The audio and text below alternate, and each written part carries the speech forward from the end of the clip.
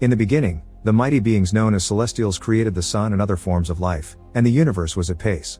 But one day, an unnatural species of predator called deviants emerges from deep space and begin to destroy everything in their path. The leader of the celestials, Orisham, bring an immortal group of superhumans known as the Eternals from the planet Olympia, and sends them on their ship called the Domo to Earth. In Mesopotamia in 5000 BC, a group of humans are fishing when suddenly they are attacked by deviants coming out of the sea. At that moment the Eternals arrive to defend them with their powers. Icarus uses his eye beams and flies to fight the beasts, while Makari uses her super speed to move the humans out of the way. Kingo shoots energy blasts to attack from afar, while Thena and Gilgamesh summon energy weapons to fight hand to hand. Sprite provides support with her illusions, and Phastos also supports through his advanced inventions.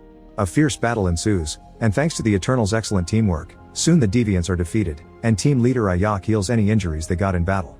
The humans are scared of them and try to attack, but Druig immediately uses his mind-controlling powers to calm them down.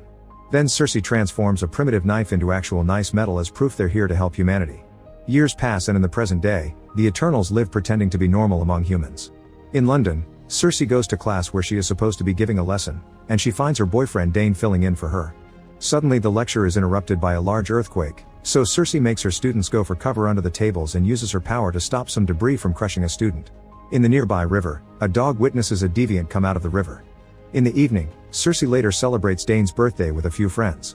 Sprite uses an illusion to look older and hide the fact she ages mentally but not physically, however the illusion is broken if someone touches and she quickly gives up. Dane asks Circe to move in with him, but she turns him down, and he begins wondering if she's hiding something because Sprite is always making odd comments. After the party, the trio walks home, but suddenly they are attacked by a huge deviant named Crow. Circe uses her powers to capture it in the ground, but Crow soon breaks up and runs to the streets. Sprite casts an illusion that multiplies her and Circe to confuse the monster, but Crow shocks them by being able to tell who the real ones are, which deviants could never do. When Crow is about to kill Sprite, Icarus shows up and saves her to then proceed to fight the deviant directly. Their battle causes a bus to get flipped, and Circe rushes to transform into rose petals to avoid a crash. Crow shocks everyone again when it reveals it can heal its own wounds, but it's still clear that Icarus has the upper hand and escapes through the river. Afterward Circe tells Dane the truth about her identity, and he asks her why they never helped during humanity's greatest tragedies. Circe explains that they were instructed to never interfere in the orders of mankind so as to not hinder their development as a society. After destroying the deviants, they were told to wait on Earth until it was time to go home. She also tells Dane that she and Icarus were together for centuries, but it didn't work out. She later goes back to her apartment to discuss the issue with Sprite and Icarus, and after reaching the conclusion the earthquake and the deviant are connected, they agree that they need to get the team back together. This brings back memories of 575 BC in Babylon. Humanity is developing under the guidance of the Eternals, who fight the deviants whenever they try to attack. Every time they show up they're violent and ruthless, but the Eternals fight together in perfect sync to kill them quickly without much trouble. After one particular intense battle, Ayak uses her special power stone to form a link to speak with Orisham. She expresses respect for his grand plan, but she doesn't like what it may mean for humans. Orisham tells her not to get attached to them and to follow through with the plan. Afterward Ayak goes back to the lair where the Eternals are living among society openly. Phastos is developing a steam engine to provide for mankind, and Sprite uses her powers to entertain children with stories that come to life through her illusions. Druig likes using his mind control to stop fights, but Makari scolds him because they aren't supposed to interfere. Meanwhile Icarus and Circe spend time together and fall in love, admitting it to each other with the beauty of Earth as their witness. Years later they get married in the Gupta Empire. Back in the present, Circe, Sprite, and Icarus travel to South Dakota to Ayak's ranch, only to find her dead outside her home. Sprite cries and uses an illusion to remember her dearly, coming to the conclusion that Crow killed Ayak by absorbing her powers, that's why it could heal itself. When Circe approaches the body to mourn, the stone in Ayak's body that was bestowed to her by the Celestials comes out and attaches itself to Circe. This causes her to briefly catch a glimpse of Orisham saying it is almost time before she loses sight of him. Sprite points out that Ayak has chosen Circe as her successor, but Icarus is worried it may be Maud Wiry. This brings back another memory. In 1521 AD in Tenochtitlan, the group was fighting the last deviants left on the planet. Meanwhile humans are at war, but Ayak doesn't let Druig stop them.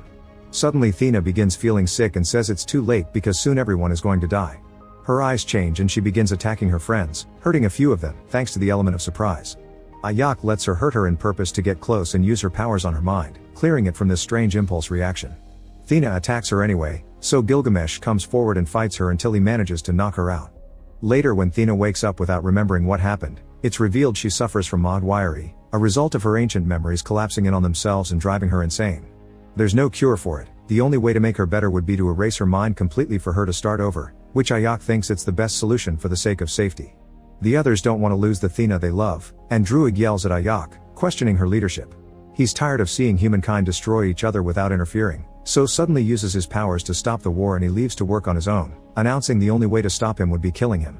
Gilgamesh announces he can take care of Thena, so Ayok allows everyone to go and live among humans. The deviants are already over, so now they can find their own purpose while waiting for the call from home. Back to the present, Circe, Sprite, and Icarus travel to Mumbai to find Kingo, who is now a famous Bollywood superstar. His valet Karun knows his secret and has been working with him for decades. The trio tells Kingo what's going on, and at first he refuses to go, saying he likes this life. However, Karun convinces Kingo to go and be the hero everyone admires, and Karun even accepts to come along to record it all in a documentary style.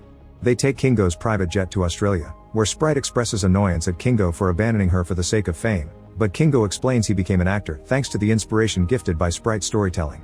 In Australia, the team follows a trail of deviant bodies to find Thena and Gilgamesh in their private house in the countryside.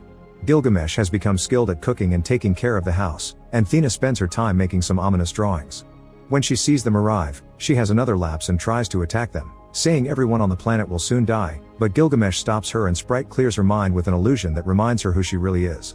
Circe takes the time to look at Thena's drawings and feels bad because she can't reconnect with Arishem, but Gilgamesh gives her a pep talk and reminds her it's more important to listen.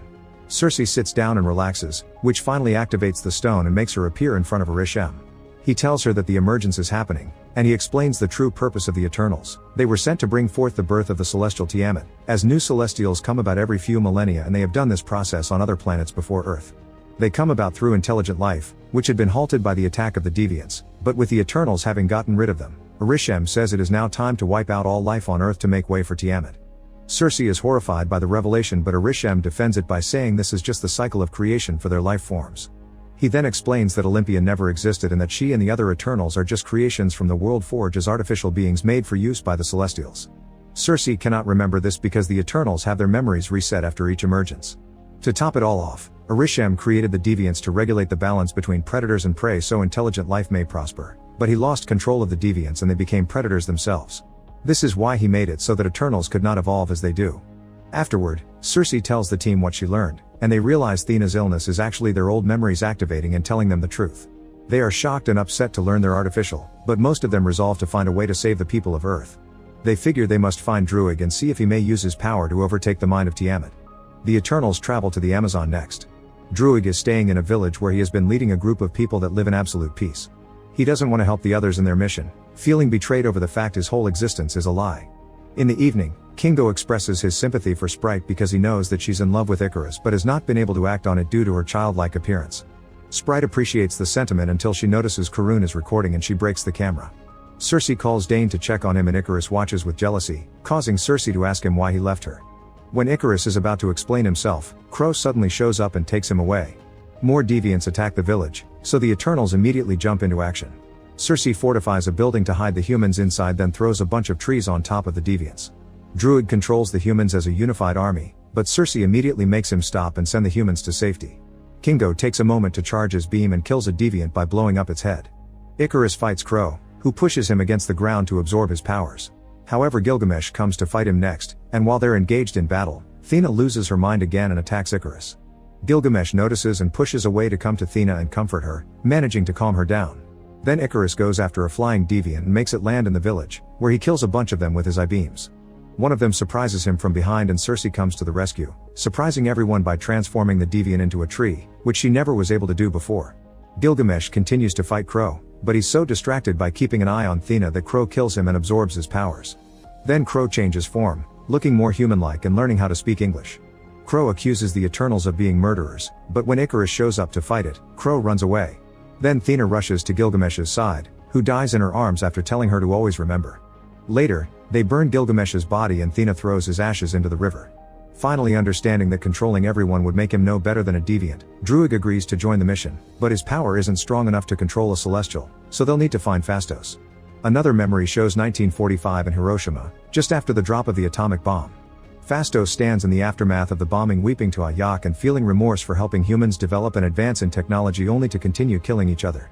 It is here where he loses faith in humanity and decides to leave it behind. Back to the present, the team arrives in Chicago and is shocked to discover that Fastos lives with a husband and a son in a house in the suburbs. After hearing the story, Fastos explains his husband gave his faith in humanity back, but he isn't willing to abandon his family for the sake of a dangerous mission. However, his husband tells him to go through with it if it means that there will be a future for them and their son. Next, the Eternals travel to Iraq, where they use their powers to free the Domo from its underground hideout. Makari has been living there all this time, only using her speed to get out for supplies. Fastos comes up with the idea of linking everyone's powers together through the Uni-Mind, which will allow them to transfer their powers so that Druig may mind control Tiamat. Kingo has doubts about this whole deal, and he and Sprite say they'd rather follow Icarus' lead, who clearly has doubts as well. However, Icarus tells his friend that he is not who Kingo thinks he is. Then Icarus revisits another memory. 6 days earlier, Ayak's visiting Icarus to tell him the time for the emergence is finally coming, revealing Icarus has always known the truth. After living with humans all this time, Ayak thinks they shouldn't go through with the mission because humanity and Earth are beautiful, so they deserve better. Icarus tells Ayak he has something to show her first and brings her to Alaska. At a frozen lake, a bunch of deviants have reappeared, and Icarus explains they were frozen for centuries before the glacier began to melt because Earth's core got hotter thanks to the incoming emergence. Then Icarus announces he's still loyal to Arishem and pushes Ayak to the lake, where Crow quickly catches her and absorbs her powers. Afterward, Icarus takes Ayak to the farmhouse, where he leaves the body for Circe to find later. In his grief, he can't help shooting beams that start a fire. Back to the present, Icarus tells Circe that he still loves her, and Circe holds his hand in comfort without saying it back. Moments later, she feels the stone activating inside her, meaning the emergence is about to start. Fastos sends Makari to locate the source of the emergence, and with her super speed she goes all over Earth to find the right spot to be an active volcano in the Indian Ocean. Suddenly Icarus puts on his armor and announces he wishes Ayak didn't choose Circe. He attacks the main room and reveals he's known everything since they left Babylon, and the team realizes it was Icarus who killed Ayak. When Makari comes back with the intel, Icarus tries to attack her, and Kingo takes the hit for her. No seeing Icarus as his leader anymore, Kingo wants to attack him back, but at that moment Sprite announces she's on his side and creates an illusion that allows them to escape. Afterward, Kingo announces he's leaving with Karun because he doesn't think saving Earth is a good idea, since Celestials being born means new planets being created as well. The team needs a new plan to make up for the missing members, and Druig points out Circe was able to transform a deviant into a tree. However, Circe still has doubts because she doesn't understand why she was chosen by Ayak, so Thena explains a leader protects their loved ones, and Ayak knew Circe loved humanity since day one. Ready to fight, Circe allows Fastos to take the special stone out of her body and use it to power the Uni-Mind. The Eternals travel to the volcano and Icarus orders Sprite to protect the emergence while he breaks into the ship. Thena begins fighting him to keep him distracted, giving time to the others to activate the Uni-Mind, which deactivates the volcano. Icarus rushes to stop them, first grabbing Druig and killing him with his eye-beams, then attacking the ship to make it crash. Furious, Makari begins fighting Icarus fiercely while the volcano behind them erupts to start the emergence. Circe runs up the volcano to see if she can do anything while Thena and Gilgamesh join Makari to fight Icarus, but he's too powerful and they can't stop him even if they work together. At that moment, Crow arrives and joins the fight too, concentrating on Icarus. However, the others don't want it to become more powerful, so they attack it first. Makari traps it in a dirt tornado and Thena kicks him, sending him into a cave.